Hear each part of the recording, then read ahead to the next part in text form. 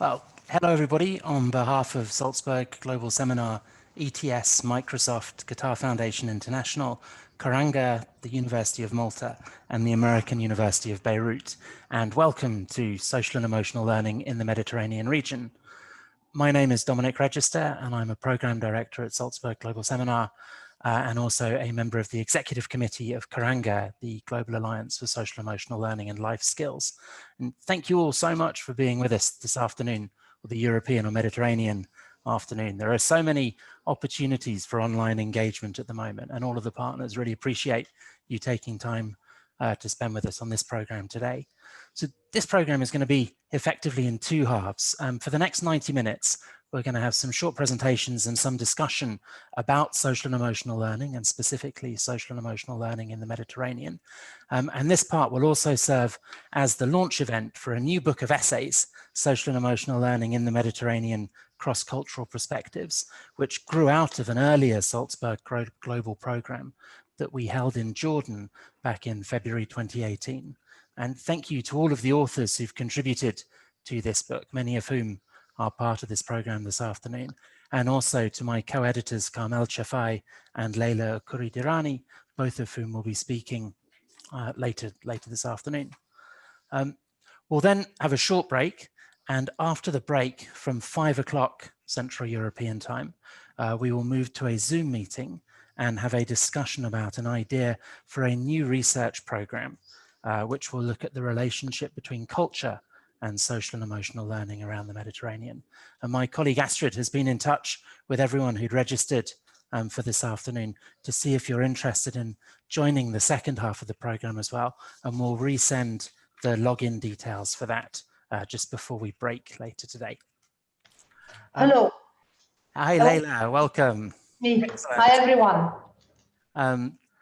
So we've just started, Leyla, so you just missed my opening. So my day job, as I said, is as a program director with Salzburg Global Seminar. And we're an independent, not-for-profit organization established just after the Second World War. And our core mission is to challenge current and future leaders to shape a better world. And we convene programs across a wide range of areas around the rule of law, the role of arts and culture in regeneration, about financial regulation, about healthcare, and many other things besides.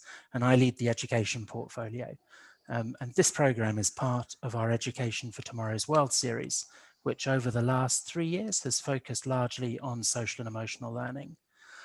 We're really lucky to work with 3 remarkable partners across the Education for Tomorrow's World series. The US assessment organization ETS have been a partner with us for more than a decade, Microsoft and the Qatar Foundation International. And all of the partners bring a wealth of expertise, insight, and network connections to all of the programs that we convene together. So with that in mind, it gives me great pleasure to introduce Mark Sparvel, who's going to give a welcome on behalf of all of the partners. So Mark, over to you. Perfect. Thank you, Dominic, and welcome everybody again to the Cell Around the Mediterranean Region program. My name's Mark Sparvel from Microsoft Education, and I'm also a fellow of the Salzburg Global Seminar, and I lead the Cell in Edu community, online community of practice on Facebook. I'd also just like to join and to recognise our amazing partners that have come together to support this program. Dominic's mentioned ETS, the Qatari Foundation, Karanga, the University of Malta, and the AU BMC's Department of Psychiatry, who have all come together to support this. I guess when I think about what's happened since March is we're constantly reminded about how connected we are, how connected we have become as a planet, which has facilitated the transference of a virus across the globe, but also how connected we've become through technology to one another. Indeed, our challenges are shared challenges and our solutions are shared equally, which is why conversations like this are so critical to explore best practice and next practice, how we react and respond to the shared challenges that we face, and indeed explore the shared opportunities.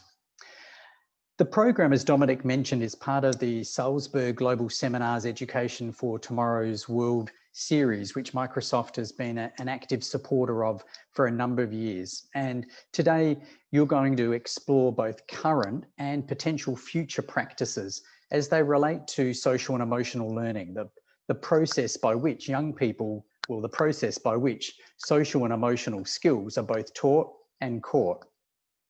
There'll be the discussion, as Dominic mentioned, around a potential 2-year multi-site research study, plus also the launch of a book, which will be exciting. But ultimately exploring and digging into both the barriers and also the opportunities in regards to implementing social and emotional learning practices at scale in settings around the Mediterranean and European basin. But on Microsoft, which might seem curious why this big tech company is even remotely engaging and interested in this space, which we have been for over half a decade now, we're committed to promoting social and emotional learning, that process I talked about by which social and emotional skills are taught and caught by young people. And that's because it's tied to our mission. Our mission is to empower every learner on the planet to achieve more. And that bold mission can only be realized when social and emotional learning is viewed as fundamental and not ornamental in its place in education, where it's placed with equal significance as other outcomes, as a product of and a process of learning itself. The research is really clear that we've engaged in, and also the meta-analysis that's been undertaken, that emotions are the gatekeeper of motivation, of cognition, and of attention. And accordingly, they're critical for life, for learning, and also broadly the world of work, and indeed civic and civil participation. Our own research has identified that the fastest growing occupations across the decade of the 2030s will place a premium on very specific social and emotional skills, higher order cognitive skills, and obviously technical skills for the digital economy. But the social and emotional skills sit high in every piece of global research as being critical to make young people indispensable in the world of work into the future. In our classrooms today, we know against this backdrop of both a public health crisis, an economic crisis, and indeed a humanitarian crisis, that the need for social and emotional skills right now, both to inoculate against further harm, but also to prepare young people with the disposition and the skills to navigate complexity, ambiguity and change with optimism and hope is what matters most. We know that across the next few hours, under Dominic and Salzberg's sort of careful kind of orchestration, that you're going to enjoy the discussions that follow.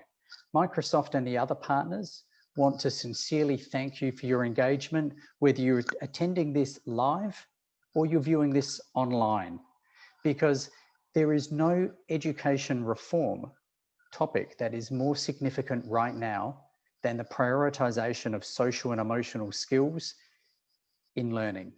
So thank you again for your participation. Thank you, Dominic, for the opportunity to welcome people to this opening of the event, and I'll pass back to you.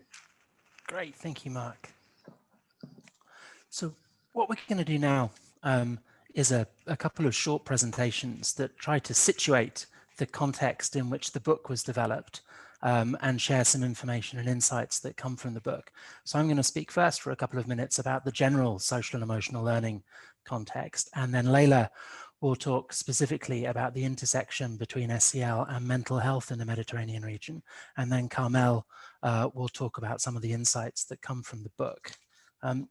So I'd like to begin with a definition of social and emotional learning. And if we could move to the next slide, please, Astrid. So this quote is from a statement that many of the people involved with the program today helped contribute to, that Salzberg published in February or March of 2019. And this is a two-side advocacy piece looking at the importance of social and emotional learning. Now, there are many different definitions of SEL and different frameworks out there. And for the purposes of this afternoon, we'll be using this kind of high level definition of SEL skills as key human capabilities that allow individuals to manage their emotions, to work with others, and to achieve their goals. And as Mark said, they're crucial for the well-being and success of every child and adult, and really for the future of our societies and economies.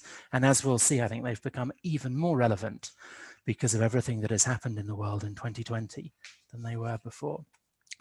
So for Salzburg Global, when we started to think about SEL as a core focus of our education work, we began with a sort of informal supply and demand analysis as to why SEL could be such a critical global education reform agenda. So if we could move to the next slide, please, Astrid. So on the demand side, what we'd found, and I think this still holds true today, was that in conversation with ministries of education around the world, with development banks, with UN agencies, with different university departments, there are a number of really significant demand side stimuli looking to bring about change in education systems and the outcomes that those education systems delivered on. And they felt that they weren't aligned with core needs for 21st century lives. And despite a multitude of different entry points into the discussion, the kind of change that they were looking to affect coalesced around core social and emotional learning skills. So whether your driver for change is concern about the economy and the skills that the workforce of tomorrow will need to do the kinds of jobs that won't be automated in the near future, whether your entry point is concern about the skills and competencies that populations will need if we're to have any chance of meeting the Sustainable Development Goal targets, if it's about education attainment and how do you get more equitable outcomes in education systems, particularly for students growing up in different kinds of disadvantage, if the concern is about the mental health crisis affecting young people around the world, and you're responding to something like the World Health Organization report that back in 2016 predicted that based on current trends, by 2030, depression would be the single largest cause of adolescent illness worldwide, or whether your concern is about social cohesion. And as we all live in more fluid, interconnected societies, how do we help young people feel confident in their own identities and develop their own sense of purpose and sense of self so that they can make great contributions to those societies? So for all of these different demand side stimuli, social and emotional learning skills and competencies are a core part of the solution to the change that they're looking to affect. If we go on to the next slide, please. So that was the demand side argument for it. But equally in conversations with all of these different partners, we found that there were three fairly consistent global supply side blockages that prevented education systems from making the pivot towards SEL. So although obviously the nuance is different in different countries around the world, broadly speaking, there is a set of supply side challenges around teacher preparation and adult understanding of social and emotional learning, that it's just not a feature of the vast majority of in or pre-service teacher training programs around the world.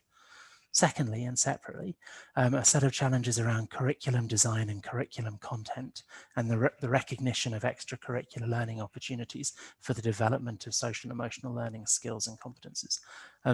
So the vast majority of curricula around the world are organized in single subject silos. They are already very crowded. It is difficult to bring in new areas of thought that build connections across different subject areas. And thirdly, challenges around the perception of difficulty and cost for SEL measurement and assessment.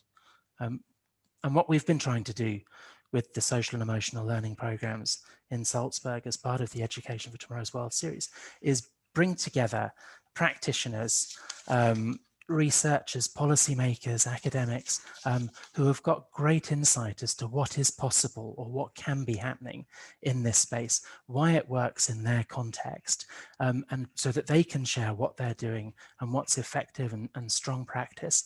And we can learn from each other and try and move the needle collectively to get much greater system-wide implementation of social and emotional learning. If we could go to the next slide, please.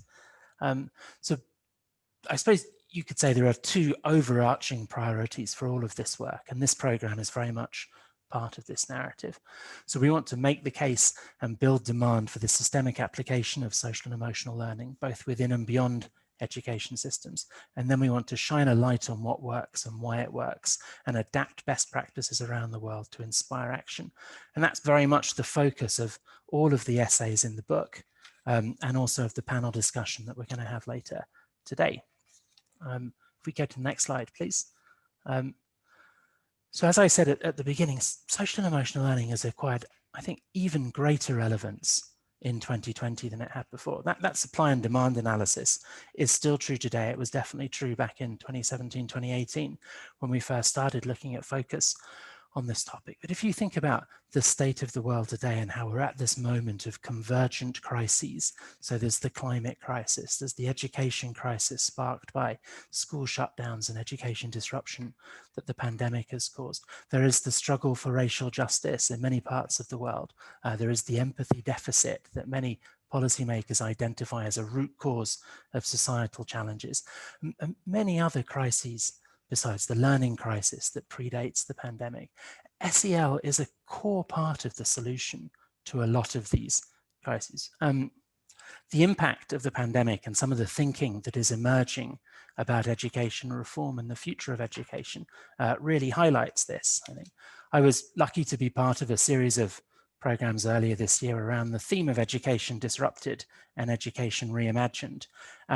One of the really striking characteristics of a lot of the policymakers' contributions to that series was the centrality of social and emotional learning skills and behaviors to how they were imagining they wanted their education systems to be post-pandemic. So I think the window of opportunity for scaling up SEL has definitely increased in 2020 and could be one of the few positives to come out of the awfulness of the pandemic.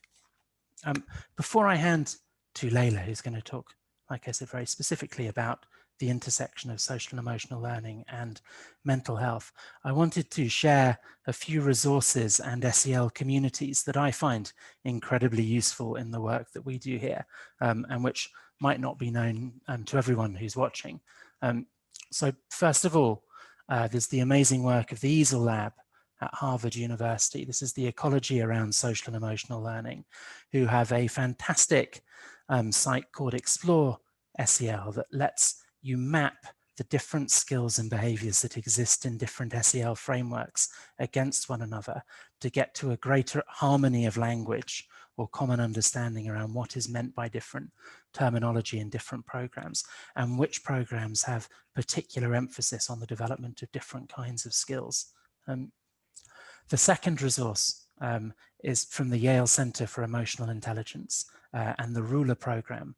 Mark Brackett, who's the director of the Yale Center, contributed one of the essays to the book that we're launching today. There are some fantastic free resources on the Yale site, including things like the Mood Meter, which is a brilliant resource for teachers around the world to use to help with the emotional literacy of themselves and their students. Thirdly, because of its particular relevance to the Mediterranean region, the work of the Interagency Network for Education in Emergencies, and particularly the MENAT Measurement Library, which is a fantastic resource looking at the impact and effectiveness of different SEL programs across the MENAT region. The ebook that came out of the Education Disrupted, Education Reimagined series that I just mentioned is a free download for anyone who wants to. About 5,000 people have downloaded it so far. There are about 40 essays in that from policymakers, academics, NGOs around the world. And as I said before, SEL is a really striking through line across a number of the different contributions to that. Mark mentioned the SEL in Edu community on Facebook. There's about, I think, just over 7,000 members of this community now. It's the largest online social and emotional learning community in the world.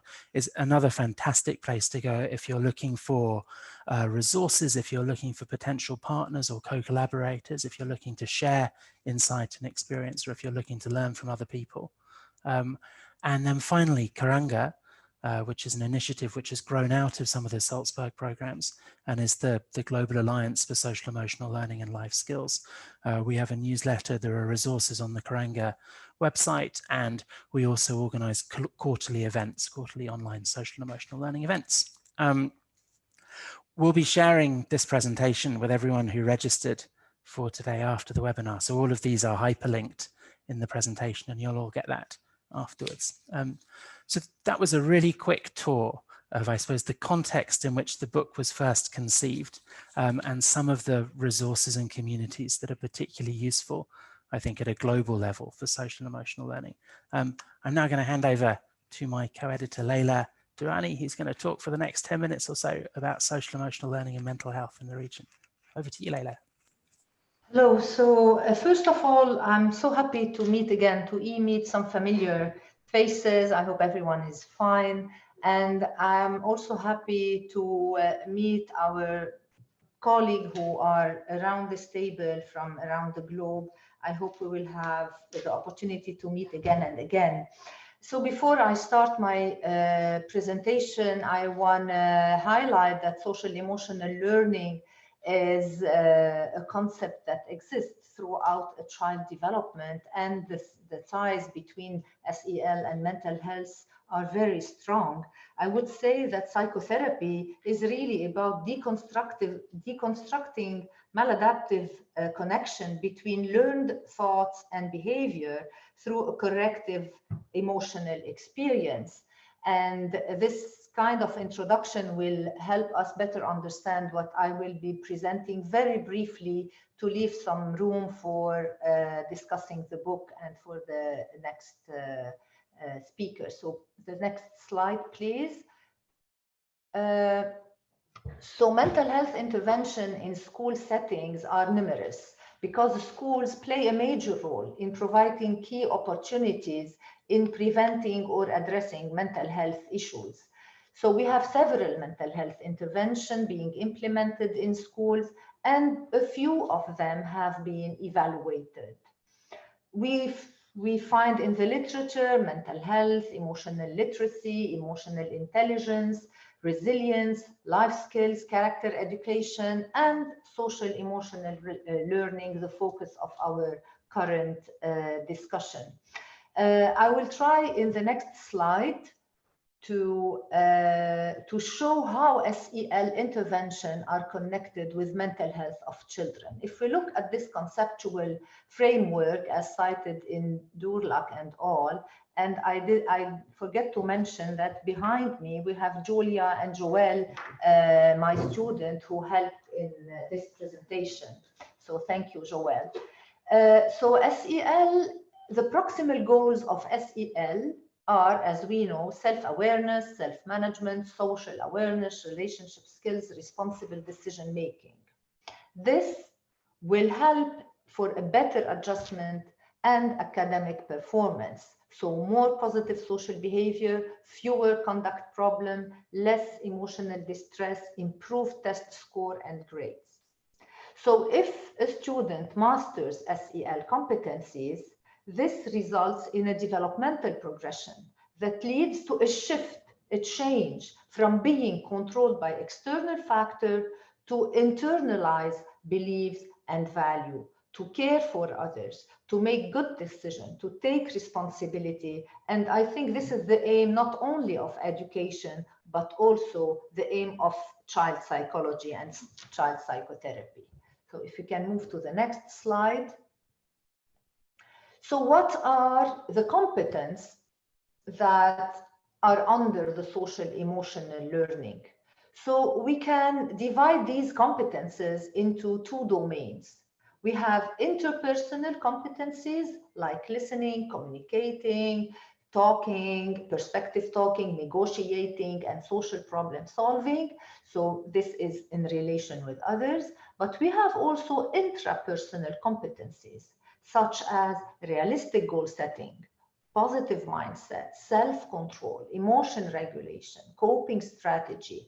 And these are competencies that are needed for globally effective functioning as an individual. So there are some evidence showing that it is an individual characteristic that is critical for a healthy development and for counteracting the negative effects of exposure to risk, such as the pandemic, as you mentioned, but also the risk of other kinds of risk in some region of the world. The next slide, please. So how can we look at evidence? Looking in the literature, we can find 3 levels of evidence. We have longitudinal research study that demonstrated that social emotional competence is a promotive factor associated with success in key developmental tasks over time, and that deficits in this area of functioning are associated with poor outcomes over time. We have school-based intervention. Maybe most of the studies are school-based intervention, including research on intervention designed to promote social emotional competencies. These studies document the malleability of the construct, that positive effects from interventions endure over time, and that these interventions are feasible and can be very cost-effective. We have other kinds of research that examine intervention mechanisms. So it includes study of interventions designed to promote student adjustment that show how social emotional competence mediates the relationship between identified risk factors and developmentally significant outcomes. These kind of research are fewer than the previous ones. Next, please. So a few facts and figures about SEL intervention and mental health. In a meta-analysis, Ware and Nind in 2011 have collected a bunch of studies and have identified the below. So SEL promotes mental well-being and ameliorates schools' climate. Significant improvement of attitude towards self, others, and school. 10% reduction in depression, 11% improvement in achievement tests, 25% improvement in social emotional skills, and 10% reduction of classroom misbehavior. I believe this is interesting to consider. Next, please. Next slide. We have also the specific studies on self-awareness and how self-awareness is impacted by depression. So social emotion regulation and depression in relation to childhood and adolescence. We have found that there is a poor functioning on emotion regulation competencies such as emotional control, self-awareness, and situational responsiveness. So if we can enhance self-awareness as we do in SEL, we can help young children building aspects of resilience, including improved coping and social skills, problem-solving skills, and feelings of self-esteem. Next, please. And the teachers, we all know that teachers have a great impact on students and vice versa. What's the impact of SEL intervention on teachers?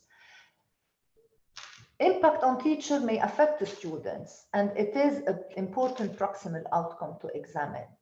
So the study we mentioned focuses on teachers' own beliefs and perceptions regarding self-efficacy, burnout, social emotional competence.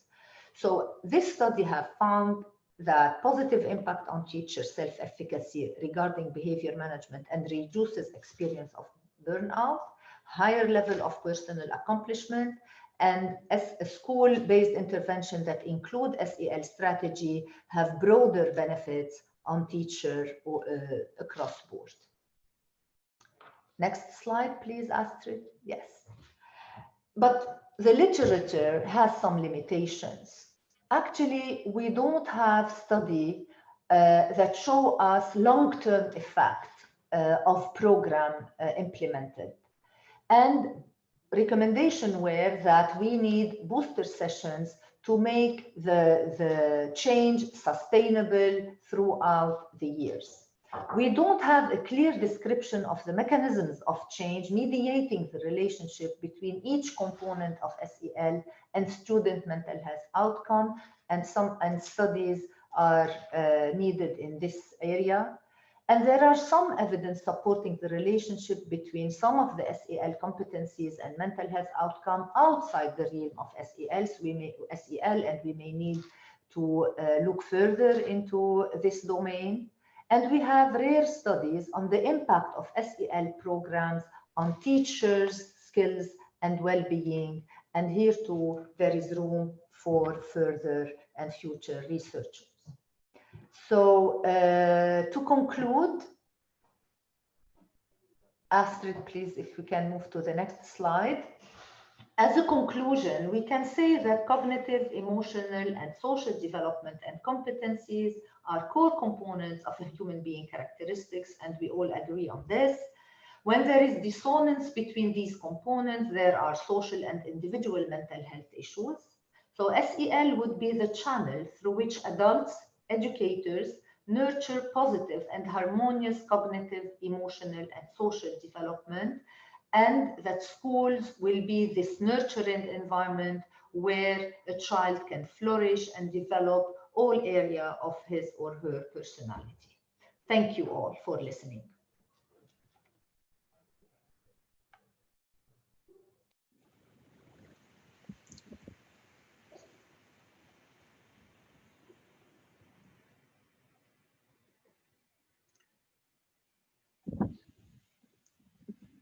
Shall I start, Dominic? Oh, yes, please, Carmel, sorry. Okay. So, good evening, everyone. If we go to the next slide, I think when we talk about SEL, there is consensus now across the field that we need to take account of the context where SEL is being implemented. And this comes also from research evidence, which shows that very high quality programs, which have been very effective in one context, did not travel. When they were implemented in other contexts, they were not effective at all. And as we all agree now that it varies across by socioeconomic status, language, religion, race, and so on. And when we talk about SEL in the Mediterranean, therefore, we need to take account if we are going to really understand whether SEL works or not in the Mediterranean, how the social, cultural, political, and educational context, and also the specific challenges which countries in the Mediterranean face, and how SEL may have to address those challenges. So what we try to do in this book, if we go to the next slide, we conceive this as an opportunity, as Dominic well said, following a MENA Salzburg seminar, to raise awareness on SEL policies, frameworks, and practices taking place in the Mediterranean. So like laying the ground, what is taking place. And then to critically reflect on the issues and challenges which impact the effective implementation of SEL in the area. And of course, what we can do to improve its effectiveness in the region. And finally, at a wider level, our aim was to contribute to existing knowledge on SEL across cultures. This is we believe, the contribution of the book, and advance the field internationally. We go to the next slide. So in this volume, we have contributions from both sides of the Mediterranean. And I am very happy to know that many of the authors are with us today. We have been together in this journey for about 2 years since the seminar in Jordan. And also, as you know, this book is part of a series published by Professor Ronald Sultana on comparative education and the Mediterranean. And we are also delighted to have Professor Sultana with us, who will be joining the panel after this session. So we have chapters from the South European coast. So we have chapters from Cyprus, France, Greece, Italy, Malta, and Turkey. And then we have chapters from the Levantine and North African coasts. We have chapters from Egypt, Lebanon, Palestine, and Tunisia. We go to the next slide. In terms of the structure of the book, we have 3 parts apart from our introduction, the 3 of us as the editors. The first part, which consists of 6 chapters, it gives a broad overview of socio-emotional learning, in particular countries across the region from north and south, with a particular focus on educational policies, national frameworks, and curriculum. In the second part, this is a bit more specific. So here we looked more specifically at aspects of SEL, such as mental health, for example, or specific programs, SEL programs, which are being implemented in some of the Mediterranean countries. Then we have, as Mark said as well in the introduction, a very brief but very good chapter by Mark Brackett, who presents her own reflections on the various chapters in the book. The book therefore addresses various issues in SEL, of course, always in relation to the Mediterranean region, including curriculum, programs, assessment, teacher training, vulnerable groups, mental health in schools, and also specific programs. We'll go to the next slide. So I would like to end with 3 issues, which I would like to share with you, and maybe we can later on have time to discuss as well. So when we thought about the title of the book, we kept the title Social and Emotional Learning. This is one of the most commonly used terms across the globe. However, if one goes through the book, one will realize that depending on the context and historical development in particular countries, certain terms may have gained precedence over others. For example, in this book, we find that in the chapter from Tunisia, we speak more about life skills than SEL. And Lebanon as well. In Malta, we have personal, social, and careers development. Before it was PSD, now it's PSCD. In Lebanon and Egypt, again, we talk about 21st century skills, while in France, the main topic is psychosocial skills. So we do not see this as a problem, really. We see this as a strength. As I think Mark mentioned earlier on, rather than trying to carve out a new niche for SEL in a curriculum which is already overloaded, it might be more feasible and practical, as well as culturally sensitive, because this is one of the raison d'etre of the book, to make use of these existing overlapping structures, such as 21st century skills, psychosocial skills, life skills, and try to introduce SEL on the back of that existing framework. Okay, we think this is a far more feasible possibility. Second slide, please. The second issue, as also Mark Brackett mentions in the end, and we mentioned in the introduction, when we talk about SEL in the Mediterranean, we also have to talk about the needs of children in the Mediterranean, which may vary from children in Australia or the United States or other parts of the world. And especially some of the main issues, of course, not the only ones. We have the issue of children's exposure to violence, lack of children's, one moment, because I cannot see, lack of children's rights, maltreatment of children, for example, child trafficking, policies and practices which may be harmful in children's development. And we believe that socio-emotional learning can be a very good medium to address some of these issues, such as, for example, raising more awareness about children's rights and about their healthy development, as Leyla said earlier on. Okay, what helps in healthy development and what may not be helpful, especially in the view of evidence we have from psychology. One issue which comes in mind, for example, corporal punishment. It may also help to challenge cultural norms, social structures, and harmful policies about what constitutes healthy child development, as I just said. And instead, it promotes evidence-based approaches to child development. And one issue which I think SEL can be helpful with is to promote, to advance children's rights and also children's voice, while the children themselves will have the opportunity through SEL, which is a very child-friendly, child-centered, experiential approach about what they would like to see in their education, in their homes, in their peer group. We go to the last slide. the third issue, which has emerged from this book, is that this was like a starting point, you know, what sort of laying out the ground, what is actually happening, a taste of some of the practices and issues in various countries.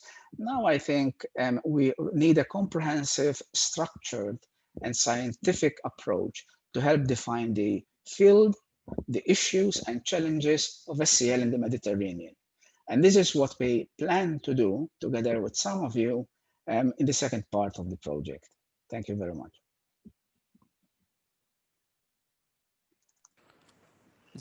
Fantastic. Thank you very much, Carmel and Leyla, for sharing all of that. There were some really interesting questions in the chat while you were both presenting that I think we'll be addressing naturally during the panel discussion that's about to follow and in the second half of the program. So if the people who posted them would forgive me, we won't turn to those questions immediately, but we'll try and address them in the panel or in the second half of the program. And if we don't, we can certainly follow up with you on email afterwards. What we're now going to do is move to the next portion of the program, which is a panel discussion with 4 remarkable SEL experts coming at the topic from very different perspectives and from different parts of the region. So we have Professor Ronald Sultana, who's the founding director of the Euro-Mediterranean Center for Education Research at the University of Malta. We have Nala Harb, who's the general coordinator for the Pedagogic Counseling Unit in the Ministry of Education and Higher Education in Lebanon. Mohammed Elmeski, who's a clinical associate professor with Arizona State University, but based in Morocco. And Anna Martiningwe, who's the CEO of an NGO called Education for Employment. And the 5 of us are going to have a conversation for the next 45 minutes or thereabouts. If you have questions at any point for anything anyone is saying, then please post them in the chat function, and we will try to address as many of these questions, as many of your questions as possible. We've really got 4 objectives, I think, for this panel, and I hope that you will all feel that we've succeeded with them by the time we get to 4:30. So what we would like to do is convey to you all how significant a component of education reform, social and emotional learning is around the region at the moment, to show how the SEL innovations which are coming from the region are very much developed in country rather than coming from outside and being imposed or being adopted by countries in the region, to showcase some really great examples of good practice across the region. And then for everyone who's listening to have an idea of who they could talk to or what resources they can draw on if they want to find out more about any of these programs. And obviously with that 4th one, feel free to email Astrid or me if you would like additional links or information afterwards. So the way we're going to run the session is I will ask each of the panelists a short opening question where they'll be able to introduce themselves a little bit and talk about some of their work. And then once the 4 of them have each had a chance to speak, we'll move into a general conversation. And so to the 4 panelists as well, please feel free to interact directly with one another. You all have astonishing expertise on this topic, so don't necessarily wait for questions. And for the audience, please feel free to post questions in the chat. So Ronald, if it was okay, if we start with you, please. So you're a sociologist of education and you work across the Mediterranean. Could you help set the scene for us? And do you see significant differences in education approaches around the region? And do you see it at this point in time, social and emotional learning as a key reform trend in many different systems? So hello, everybody. Hello, Dominic. Hello, the panelists. And thank you for having me, and also well done for this amazing book that you've produced, which is very, very much needed in the region. Just to give a brief background, I've been working in our region for the last 22 years now, trying to develop comparative perspectives on educational challenges, as well as getting conversations going between the different countries, between academics, especially and researchers, but also educators as teachers, in order to, first of all, get to know each other. Sometimes those of us from the global south are much more interested in what's happening in the global north, thinking that perhaps the movement of knowledge is only from the global north to the global south. We have, as Dominic rightly said, so much going in our region, but we don't often know about it. So for the past several years now, I've been working to give more visibility to some of these innovations and initiatives, some of which have been promoted by organizations like UNICEF, for example, that has a number of initiatives in places like Syria, Jordan, Palestine, Egypt, and so on and so forth. And I've been very lucky indeed to have been asked to document these initiatives, some of which interrelate and interact very nicely with social and emotional learning. For example, global education in Jordan, child-friendly schooling in Egypt, and also some of the great work that UNICEF has been doing in places like Gaza and also in the West Bank. So one of the things that I've learned about our region is that there's a lot of initiatives going on, and that many of them connect very nicely with this social and emotional learning agenda, partly because a lot of our education systems in the region are rather rigid, I'm afraid, rigid and very content oriented, very much focusing on, let's say, getting the Tawjihi exam, focusing on private tuition, private tutoring. And this means that young people and children within the context of schools don't have a scope for really developing those skills, personal and social and life skills that are so necessary as part of our educational agenda. And certainly the challenge here now is whether this becomes part of the curriculum or whether it is embedded in the curriculum. That is, it's across all the subjects. That would require a major change, a major reform in the way we conceive education in the region, but also in the way we train teachers. We cannot possibly have child-friendly schools and social emotional learning in a positive way unless teachers themselves are on board. And this is a very big challenge, especially when we consider that in some cases, teachers have 40, 50, 60 children in a classroom. So what Carmel was saying earlier, that we need to take into account context, that sensitivity to context helps us develop a particular vision for social and emotional learning that can be more, let's say, realistic.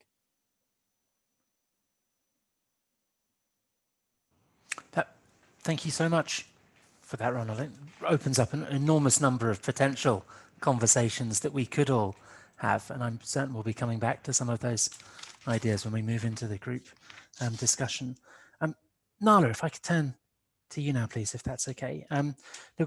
Lebanon is developing a policy framework to embed social and emotional learning for grades 1 to 6, and so that places, I think, Lebanon at the vanguard of a small number of countries which are already looking to actually embed SEL across a whole part of the system. And so it would be great if you could tell us a bit more about the process that Lebanon has been through to get to this point where you want to embed SEL across the system. Yeah, thank you, Dominic. Actually, in Lebanon, SEL started as the prevention level of the child protection policy in response to the Syrian crisis first. But before that, SEL competencies were already implemented, but without naming them SEL, especially in the public sector. So when the Syrian refugees influx came to Lebanon, we shared some of the existing activities that we used to implement, but not in one direction. They were like parts of programs and initiatives. And we realized that it is very important to develop a full intervention under one vision to avoid the homeostasis of the trauma effect and to work towards sustainability, healthy adaptability, and resilience. So we tried to map all the existing activities and piloted them. But as we go, we noticed that where we were compiling data for the monitoring and evaluation, we noticed that not only the refugees community was traumatized, but also the host Lebanese community was also traumatized. Even when at that time the Lebanese community was not exposed to a direct trauma.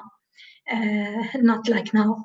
So for us, we tried to compile all these initiatives, and there were really good initiatives, but they were in different directions. And as we were rolling out the child protection policy through the prevention level, because SEL is the prevention level of the child protection and the child protection referral mechanism, almost most of our teachers and school directors asked for more activities and more SEL activities. And then we noticed that the importance of mainstreaming SEL in curricula, and to be so, it would be the through line and common ground for all the subjects. And we started the collaboration within the Ministry of Education with the inclusion unit, with the health unit, and with the child career orientation limit, and with all the coaches.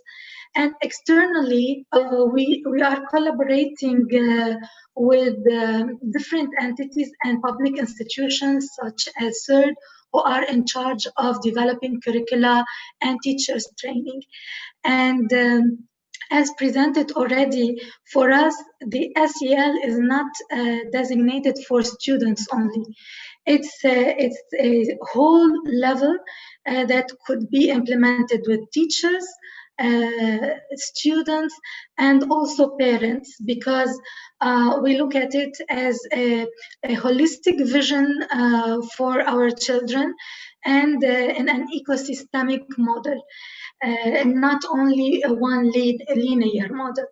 And right now, we are working on developing a flexible national SEL framework to respond to the changing needs after different types of crises and traumas.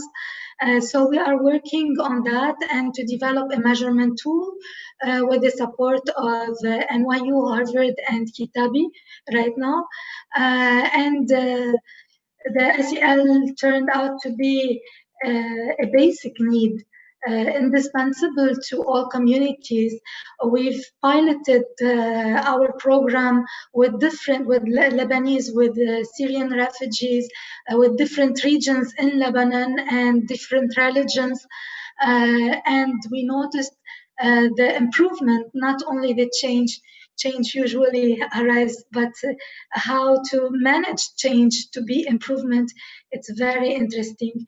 So SEL is indispensable for all communities, especially now to get through this pandemic, because it breaks a lot of emotional aspects and social aspects.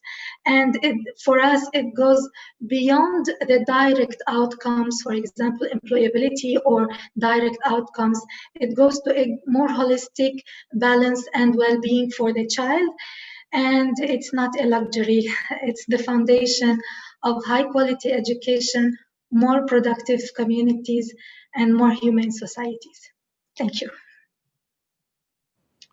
Thank you, Nala. I think that sort of story, or the way in which Lebanon has moved from looking at SEL as a response to the Syrian refugee crisis, and then, it was initially sitting under the child protection or child welfare or inclusion unit, and now it's becoming mainstream, is really interesting for other countries to learn from. And I think, it feels like I said before that Lebanon is ahead of the curve in many ways in terms of moving SEL from a child protection issue to a mainstream schooling issue where it can benefit all children.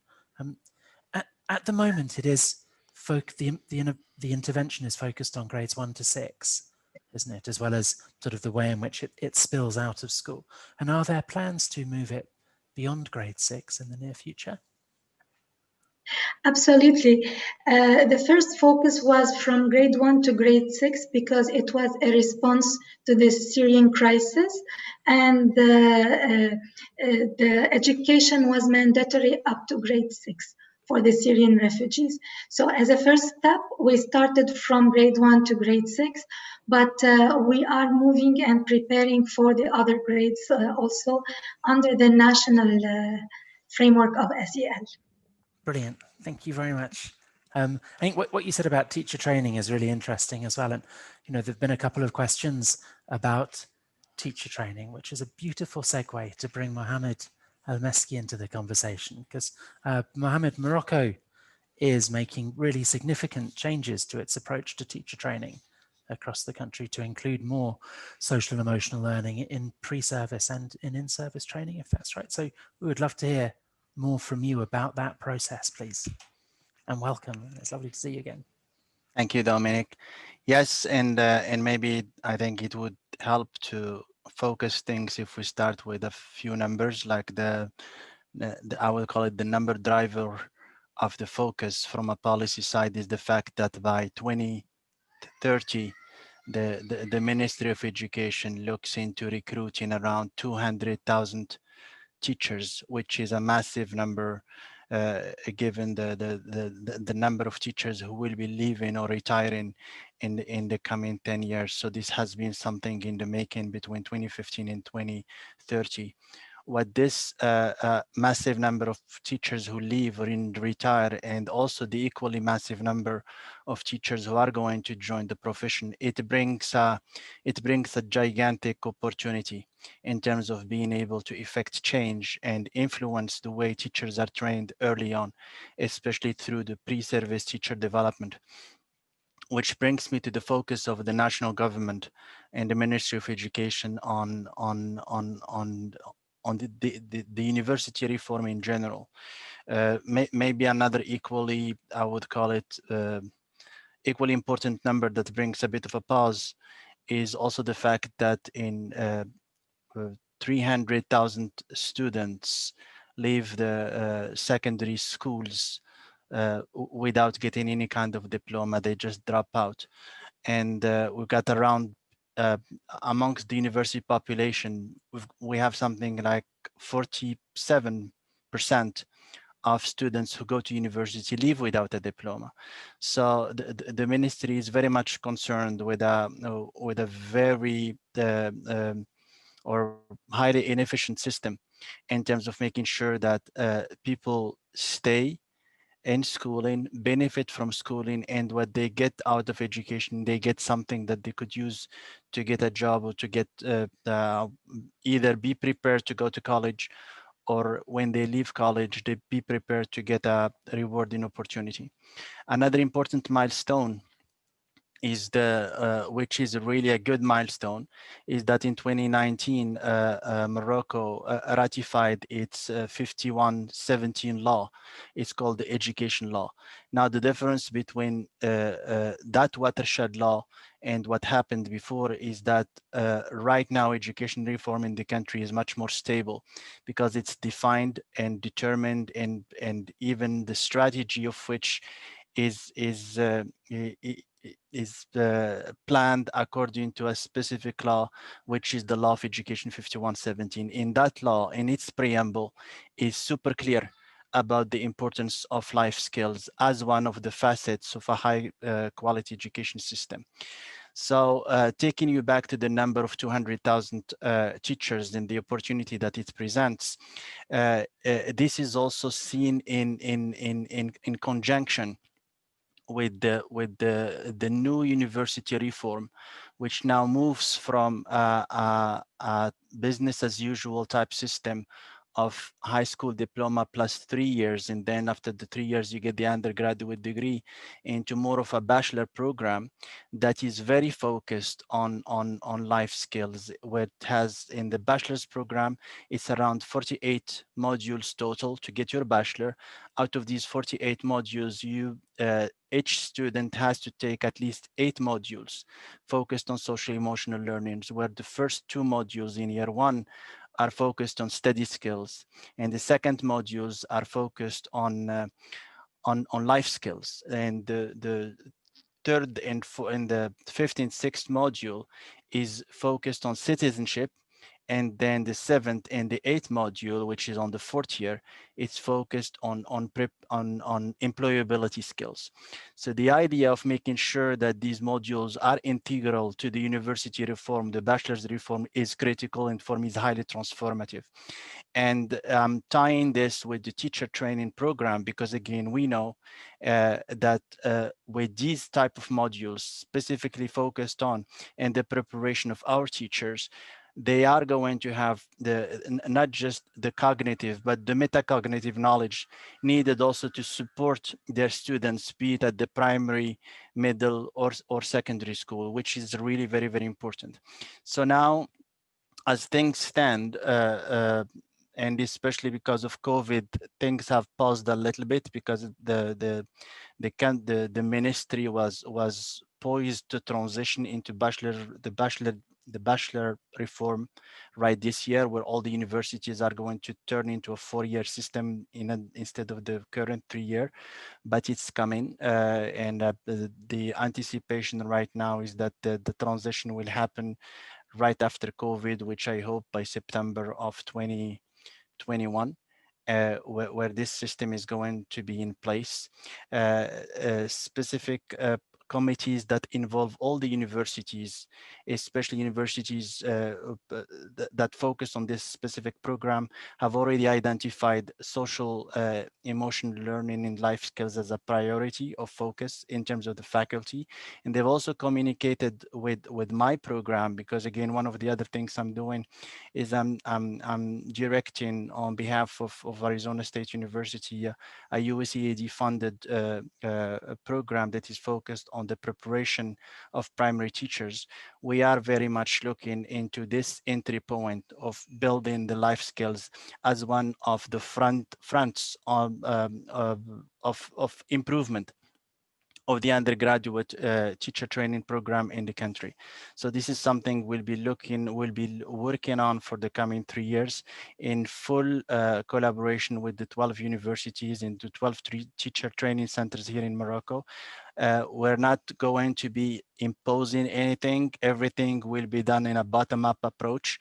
We will be working cohesively with the universities' research and development groups and the research labs to make sure that the solutions that are generated are actually reflective of the priorities of the country and are in line also with what the national education law is aspiring to, which is certainly students and university graduates who are prepared for the 21st century. And once they graduate, they have the skills to be able to get rewarding employment, be it in Morocco or overseas.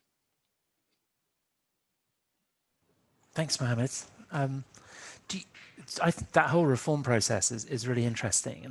And, Morocco's obviously made a strategic decision to focus on the pre-service teacher training as the first component of it.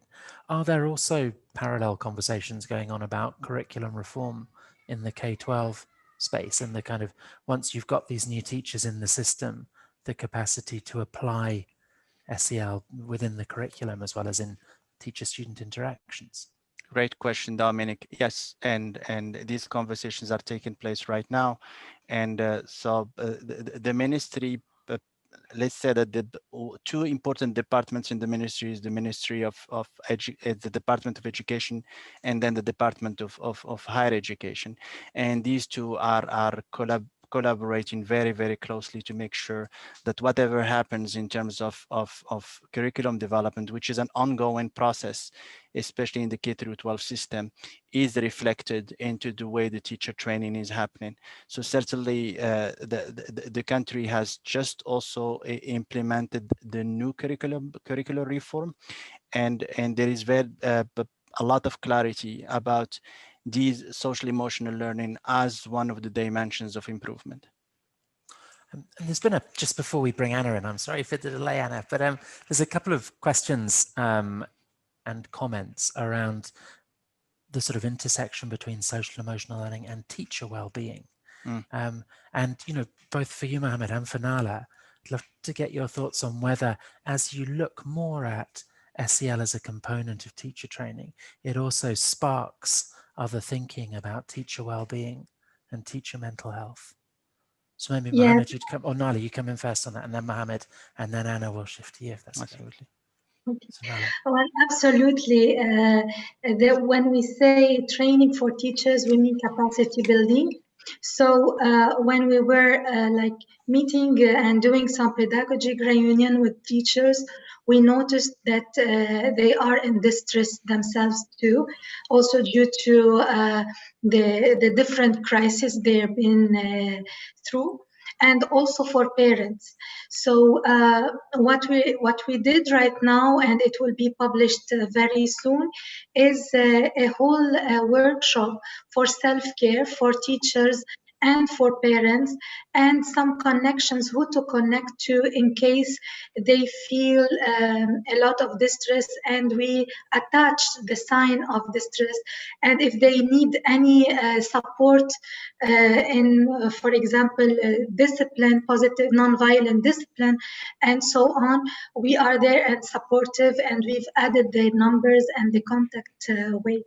So absolutely, it's one of the main components for our teachers and parents, so we can continue the whole cycle. And what we tell our teachers and our parents, those who are not protected and those who do not feel well can hardly give the peace to others. So we are there to support them as well as a part of the child protection. They are the environment of the child. Thanks, Nala. Mohammed? And I can't agree more, Nahla. It's the same here. And I can't. That's also something that we're really very serious about, because it's very easy to overload teachers with demands on what it is that they are supposed to be doing, and it feels good maybe, but it's not realistic, and it doesn't give justice to how stressful that kind of assignment can be, especially because, again, when we envision teaching, it's not just simply teaching in a nice, comfortable urban environment, but teaching also in the suburbs, in teaching in rural areas, teaching in areas where there is no support whatsoever, there is no electricity, no water, nothing. And this is why it's very important that in the teacher training programs that we're very honest, frank, and we have the difficult conversation about what it is that they are supposed to be doing when they are in school. You don't just teach with a model type environment, because again, that model type environment is just a bubble that will bust right away. But really, it's about promoting the resilience, not just as individual saviors, but as members of a community. Because again, if they are isolated, if you train them and you forget the fact that you need to train them not to be isolated, that to connect to a community, that regardless of how much you teach them or you train them, you're going to lose them in the first years. Great, thank you both for that. I've also, for anyone who's interested, I've put a link in the chat. We were lucky in Salzburg to have a really brilliant academic called Sarah Mercer from the University of Graz here in Austria participate in a program 2 years ago. And Sarah's just co-authored a book about teacher well-being, which is really good. So Anna, if we could turn to you, please. So EFE's work is focused on a sort of different stage of the education to employability continuum, and is very much focused on preparing young people for the workforce of tomorrow. So we'd love to hear from you about, where you think social emotional skills are increasing in importance in different sectors of the economy around the region, please. Thank you, Dominic, and all of the organizers for setting up this webinar on such an important topic. I mean, it's always been important, but indeed, as you said, it's becoming increasingly vital in this new so-called normal during and post the COVID pandemic. And in terms of the labor market, as priorities shift from one day to the other. It's a pleasure to be here. As you said, Education for Employment's mission is to create economic opportunities for young people to enable them to build a better future for themselves, their families, and communities. We operate throughout the Middle East and North Africa and in many southern Mediterranean countries. And the way that we do that is by providing youth with the skills they need connected to current opportunities in the labor market. Our approach is very demand-driven. So first, we look at countries' growth sectors and the companies within those sectors in need of young talent. And we speak directly with employers themselves to identify the skills and competencies that young people need in order to be eligible for current and future jobs. And then we go on to design and adapt our trainings accordingly. We also support entrepreneurship and the creation of micro and small businesses. So through this approach, so far, we've connected over 111,000 youth to the world of work, and 50% of whom are women in a region, as you know, that where only 1 in 9 young females are part of the labor force.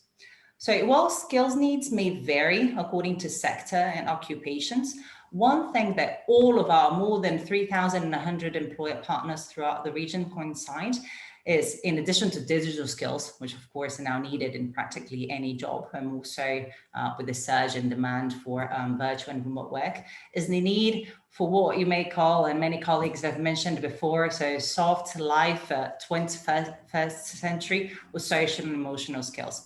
And this lack of such skills is among one of the main things impeding youth from accessing the labor market. If you look at the Southern Mediterranean, about half of the population is under 25 years of age. And even before COVID, youth were already, let's say, at least 3 times more likely to be unemployed than adults. And now, together with women, they're the first in line to lose employment. At the same time, first-time job seekers that further affected by hiring freezes due to the economic downturn. But that's not to say that there are no opportunities out there. So we see that essential services, ICT, e-commerce, of course, health, the supply chain have seen an unprecedented rise and could offer opportunities for youth if provided with those skills that are needed. And we see with our employer partners that among the most demanded competencies are communications, teamwork, flexibility, things like how to relate, be analytical, innovative thinking, leadership, problem solving, self-confidence, self-control, and more recently, straight up emotional intelligence. And such skills, I mean, it's part of all of our trainings, and we can see from feedback from employers how social emotional skills make employees more productive, they make them more efficient, motivated, they stay with the company together longer, and youth themselves, they report how they've become more self-confident, independent, hopeful about their future, how they can help their families, they can give back to their communities, they can motivate other young people. And it's needless to say, these skills and competencies are not only necessary to land or maintain a job or excel in a career. I mean, they're vital to lead happy and fulfilled lives, so personally and professionally. We've heard before here today from colleagues who are scholars, educators, private sector leaders, policymakers, and we have to realize that making sure that citizens, that everyone can fulfill their potential is a concerted effort. So it depends on governments, it depends on education institutions, it depends on the private sector, NGOs, CSOs, and families and communities, because that starts at home. So with parents and families being the first to teach our children how to be socially and emotionally prepared, how to respect, be respected, and valued, something that our colleague Leyla mentioned before as well.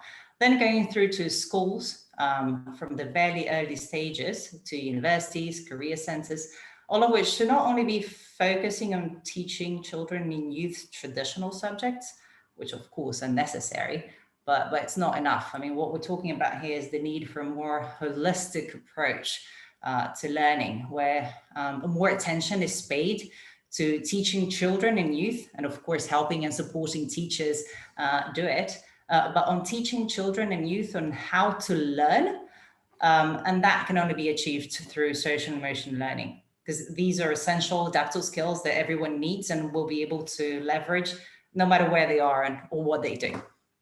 Thank you. Thanks, Anna. I think that point you were making towards the end is really important, that it isn't an either or between social and emotional skills or academic skills and education. It needs to be both, and we need to come at the challenge, the reform challenge, with that kind of abundance mindset that can make space for both sides of it, because they complement and reinforce one another. I wanted, Anna, just sticking with you for a second, if that's okay, if there are, across the region, do you see particular industries as kind of leaning in to social and emotional learning, or recognizing the importance of it more than other industries, perhaps? Or are there particular areas of the economy where you've had particular interest in the kinds of SEL training programs that you're offering? So to be honest, I mean, EFE, we are demand driven, so we will focus on those sectors where there are job opportunities and there are a need for HR.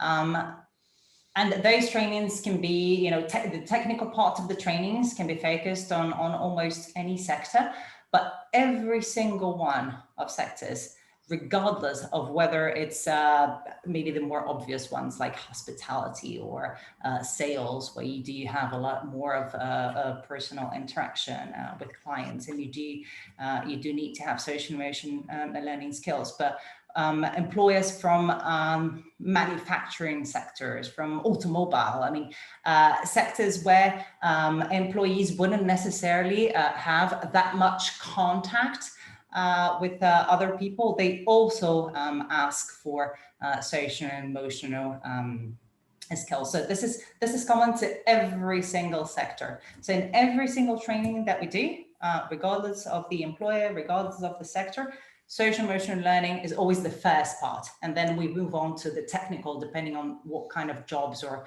occupations those young people are going to be placed at. Great, thank you. For everyone who's listening, please feel free to post questions in the chat if you'd like to direct questions to all or any of the panel.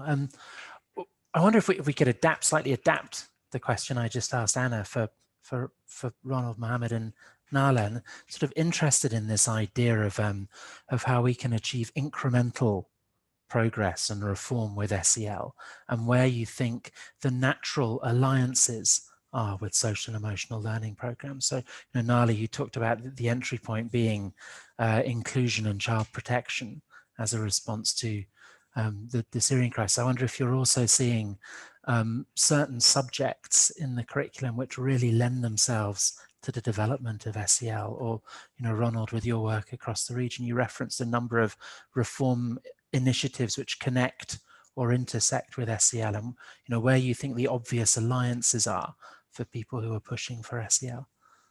But Nala, if we go to you first, because you've unmuted, and then Ronald will bring you in, please. Okay, so we first started with the inclusion unit because they had a similar model, which is a tiered model, and on both academic and behavioral dimensions. Then we moved to the health, since they have this program of life skills, and there is a lot of SEL in it, and then to career orientation unit, and then to all subjects.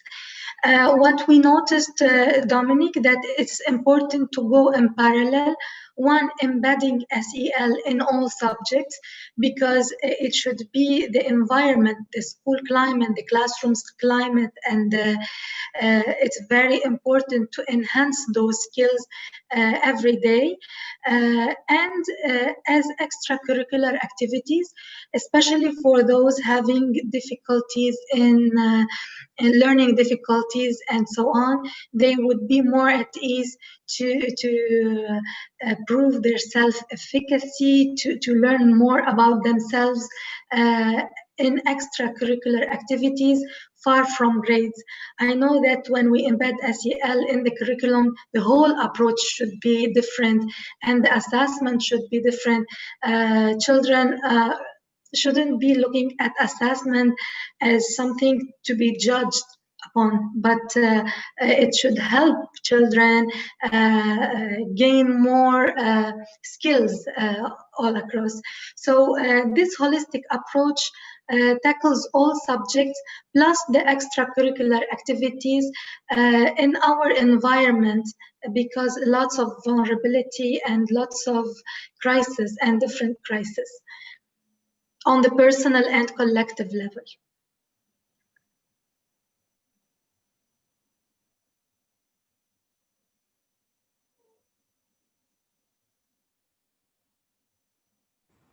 Sorry. Thank you, Nala, and particularly for reinforcing that it should be part of all subjects in the curriculum. Ronald, we'd love to get your thoughts on that and where you see SEL fitting. Well, I really liked what Nala has just said about the importance of thinking of SEL as the school climate. That is the most, I mean, if we look at what Dewey had said about education, it is the form of life that we develop within the context of the school, which is really the major educational experience. And that there can be, you know, quite a contrast and contradiction between promoting SEL in a subject or in an extracurricular space, but then the whole context of the school is not amenable to develop those kinds of qualities of listening, of attending, of being developing empathy, and so on and so forth. So I think the stress on having a whole school climate that is conducive to growth, to people flourishing, is so important. Now, this is a big challenge for some parts of the region. I mean, certainly I've been to schools in Jordan, in Lebanon, which are absolutely world class, absolutely world class. I've been all over the world, and some of the stuff I've seen in these countries are absolutely great. At the same time, there are other schools within the same countries that you cannot imagine how kids can survive in them, and teachers, that is, the context is quite challenging. So we really need to pay attention to developing this context, but for some schools, it's going to be more challenging than others. In some contexts, I've seen that engagement with career guidance and career education opens up some of the issues linked to SEL. And as Anna said, once you go into this aspect of employment and employability, you can open up conversations about who you are, what you'd like, what you're aspiring to be. And this is a great connection with adolescents, especially because they're thinking about their lives. And you open that up to deeper thinking about self-concept, for example, self-efficacy, and all the kinds of issues that we tend to associate with SEL. Thank you. Dominic, yeah, Mohammed, come in. I don't know if I can add something, but it is critical. And it looks to me that a gigantic elephant in our 21st century world, not just the Mediterranean. If we have to be very careful about making framing SEL as just a subject, and nobody's doing that. Everybody's thinking of it as transdisciplinary, and it's something that needs to be weaved in every single field and discipline. But it's also critical, just like anything else. Somebody would say, be careful what you wish for, because as you want those children to develop those skills, you also want them to be politically intelligent and socially intelligent. You just do not want to teach them stuff that will get them killed and thrown in a jail, just because of some kind of I don't know, sense of right to self-expression that doesn't exist or is not even recognized in that context. So for us to be pragmatic and practical, it's very critical to know what we're doing, why we're doing this. And central to SEL is really the value of the human life and the value of human rights. And we teach SEL because you count, you matter as a human being, not necessarily not just because of what we want to get out of you. Because if we're not just preparing the next worker, the next, I would call a submissive, obedient worker who will do what she or he is asked to do, but we are preparing the next citizen. And it's critical that we bring this into the thinking of the teacher preparation and also the development in the nurturing of the students, because everybody knows, we're not going to hide this, that we got a lot of challenges in terms of human rights and in terms of the ability to express yourself freely without any risks of being persecuted. And these things need to be taken into consideration so that we don't end up preparing students who are resigned and they end up just hating us for opening a world for them that actually for them is not realistic. So let's just keep that in mind. Opens up a lot of really interesting things that we could think about, but maybe we could take one aspect of it in the time that we've got left, which you know, I suppose is the relationship between SEL and culture in different contexts. And you know, particularly I think a lot of SEL theory, if not all of it, is kind of organized around a child-centered approach to education for a lot of what you said. And the role of children in different societies, or the importance attached to their views or the freedom of which they can speak up, varies massively. And it would be interesting to get all of your reflections, you know, on that particular thing. How do you introduce a very child-centered pedagogical approach when, you know, it's perhaps posited on certain other assumptions about the place of the child in society? Ronald, you're unmuted. Perhaps I come to you first. Okay. What's coming to mind is a flashback of when I was in Syria, Damascus, looking at an innovation that was being promoted quite peacefully, quite quietly by the United Nations, by some Canadian sponsors. And this was global education. And it was so amazing to be in a country which was very difficult for me to be in, with these large posters of the president looking down at me with these dark glasses wherever I went. Even my taxi driver was reporting back whatever I said. And yet I went into classrooms where children were being encouraged to voice their concerns, to vote, to give their opinion.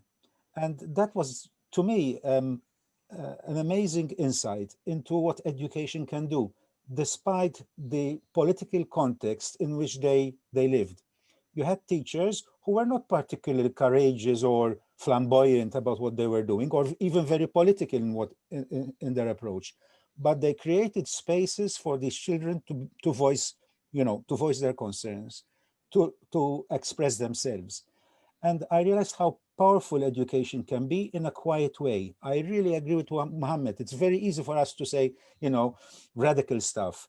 But what are the implications for the kids who are going to be exposed to those kinds of messages, and also to the teachers who vehicle them?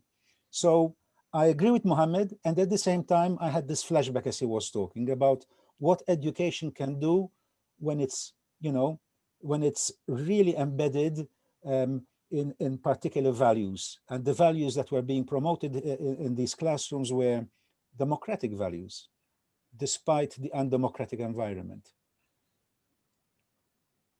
Thank you for that. Would any of the other three like to come in on that point or that question?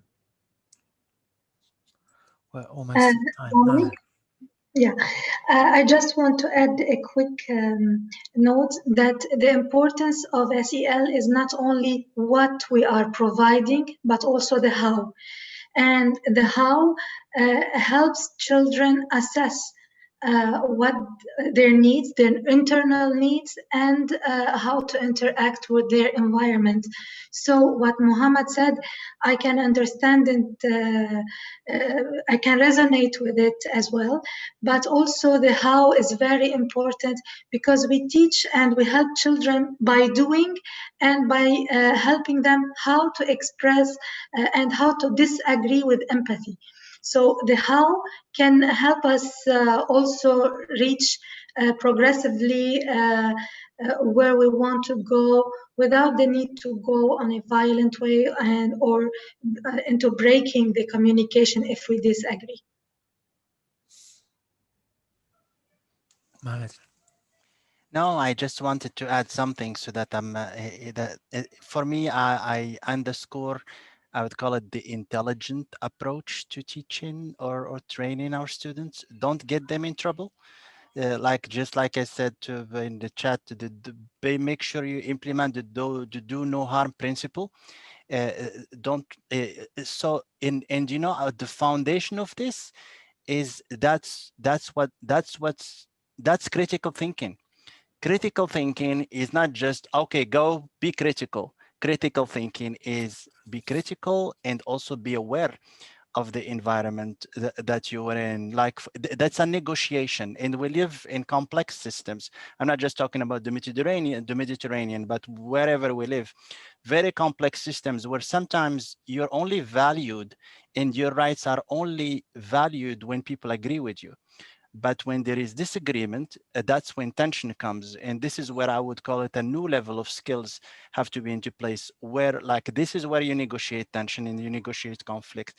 And that's a very, very important skill to make sure we not just to teach to our students, but at the same time to our teachers as well, because many of these teachers are violent and they don't know how to resolve an argument in a peaceful way. So I think it's laughable that they talk about peaceful conflict resolution when the first thing that they would do is just put you down, either verbally or physically. So, and these are very urgent questions, and this is why SEL is really at the heart of reform and at the heart of cultural change as well. Thank you for that and for reinforcing the importance of the topic. We're very sadly at the end of this first part of the program. I'd like to thank the four of you enormously for sharing your insights and being with us for the panel. So Ronald Sultana from the University of Malta, Anna Martiningui from EFE, Mohammed Elmeski from Arizona State, and Nala Hab from the Lebanese Ministry of Education. I'd also like very much to thank Leyla Akoury Dirani and Carmel Cefai for their interventions and presentations earlier, and to everyone who's been with us for the first 90 minutes of this session.